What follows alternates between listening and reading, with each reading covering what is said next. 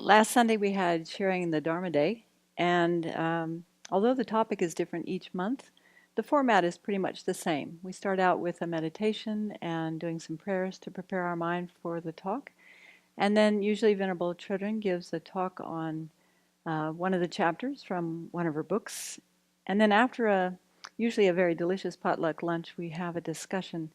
And I've come to appreciate these discussions because this is where we really apply the teachings directly to our lives. So these discussions begin with 3 or 4 or 5 questions that help us to explore the teachings in greater detail and making examples from our own life. And then we break into smaller groups, and one by one we go around and each person answers all the questions without any crosstalk, and we're listening attentively and mindfully. The process, I think, is invaluable for many reasons. It allows a venue for exploring thoughts and ideas and understandings that we may never have considered before, or maybe some things we've never thought about or given voice to. We discover that we're all equal in wanting happiness and wanting to be free of suffering.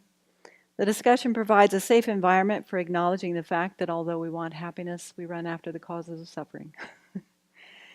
And discussing in this way, I think, is very liberating because we find that we're not alone in our experience of being afflicted with anger and attachment, jealousy, pride, not very compassionate towards ourselves, or maybe feeling vulnerable or feeling doubt or experiencing grief and loss, as well as other life struggles.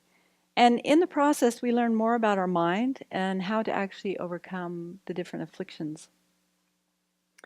And through our transparency, then we connect deeply and intimately with fellow human beings who are growing their compassion and wisdom and self-acceptance just like we are. And we inspire each other. And I think that most people leave with a stronger resolve to apply the Dharma more conscientiously in their lives. And so it's a beautiful process. And it reminds me of something that Venerable Chodron said many years ago about developing a monastic mind. She said that one of the first qualities of a monastic mind is humility. Humility is related to transparency, and transparency is related to self-acceptance. So humility is related to transparency, being willing to be authentically who we are and sharing that with others, both the strengths and the challenges, not just the strengths, also the challenges. Humility allows us to be transparent when answering questions like the ones we find in the discussion group or the questions we've been answering with each other in the EML discussions. There are more to come. The juicy topics are coming. And no matter how long we've been in the Dharma, first and foremost, we discover that we are students. We're constantly students of the Dharma, always learning more, always applying our knowledge to the moments of our lives. And transparency is related to accepting who we are in the moment, a constantly changing human being, aspiring for Buddhahood for the benefit of others, growing our good qualities. So these qualities of humility, transparency, and self-acceptance are particularly important for monastics, but also they're vitally important to anyone who wants to be happy. Why? Because their opposites are afflictions. Arrogance and pride, concealment, deceit, pretension, and self-hate. These are causes for suffering. In the White Tara retreat last June, we looked at the lion of pride and some of its antidotes, and that's what I want to mention today. One of the greatest dangers we face as spiritual practitioners is pride. Because, as the Tibetans say, the green grass of good qualities does not grow on the peaks of arrogance. Rather, it grows in the low, humble valleys. So pride is a puffing up of the mind based on the view of the transitory collection or the view of the personal self, as Venerable likes. And it's associated with ignorance because it's connected so strongly with that view of the transitory collection. It acts as a support for disrespect and also for suffering. And so the more we understand the disadvantages, the more we connect it with suffering and the less we're likely to be involved in it. When we hold an exaggerated, unrealistic view of how we exist, we tend to compare ourselves with others. So we become arrogant towards those we see as inferior, competitive with equals, and jealous of those we consider superior. And so while pride keeps us busy focusing on our own outstanding, excellent qualities, it actually deceives us because it perpetuates the causes for lower rebirths. And then in those rebirths, where we eventually take another human rebirth, we'll be born with low status, we'll have the habit of being prideful, we'll be on the receiving end of pride. I'm not sure what the environmental effect is, but there are many disadvantages to pride. It also alienates us from others. Have you noticed? It's hard to really connect with people genuinely when you feel better than they are or they do. So how to free your mind, the practice of Tara the Liberator, Venerable Choden includes a Tibetan story that shows how pride actually makes us vulnerable. Isn't it funny? We think pride's going to make us stronger, but actually it makes us quite weak. It's the story of the rabbit who got the better of an arrogant lion. And I love this story. On the full moon, the crafty rabbit visited the lion and told him of a creature who was much more magnificent than he. Thinking that this could not be the case, the lion immediately wanted to challenge the creature. So the rabbit brought the lion to the well and told him to have a look. When he saw his own reflection, the lion began to strut and show his magnificence and his strength, and the being in the well did the same. When the lion growled with anger, the being in the well returned the threat, and not being able to bear this, the lion pounced on his opponent and fell into the well and drowned. So we can all probably think of many examples where arrogance destroyed the lives of famous athletes. Lance Armstrong comes to mind. Politicians, businessmen, and ordinary folks like us. And it may be the undoing of our own dear president. We'll see. I've started to recognize arrogance more readily the more I've put some emphasis on beginning to identify it. Often it's an attitude and posturing that others should recognize my superiority.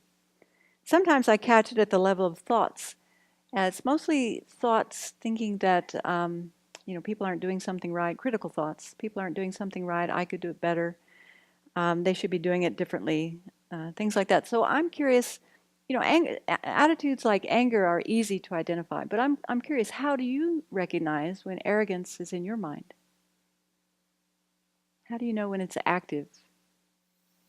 I feel the feeling first, and it's more of like a balloon when you are putting air in the balloon and then it sort of goes up. So I feel that feeling first, and then comes the thought. She's making the gesture like this.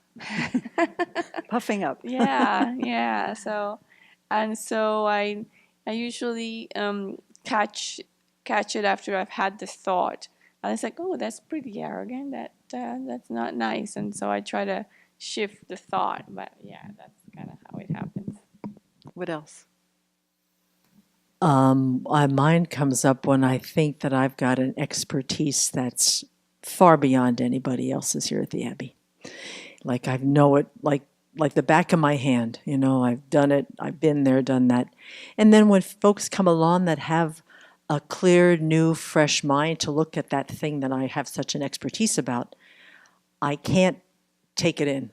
I mean, my head's up, my chin's out, and I just have totally closed down the possibility that anybody could possibly have figured this out better than I have, and that freshness is simply inexperience. And sooner or later, they're going to come around to see that the way that I do it is far better than the way that they think.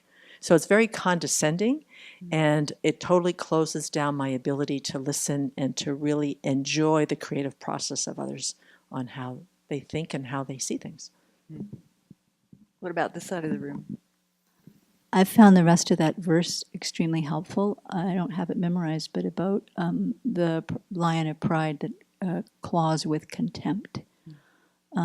So that feeling of contempt is actually quite identifiable in my mind. It's not very pleasant. And so that's a great clue when I feel that sort of clawing of contempt in terms of critical, a criticism. Also, I can identify it when immediately when I hear myself go, I should be doing that. Why am I not doing that? Why wasn't I picked to do that? Et cetera, et cetera. So there's I.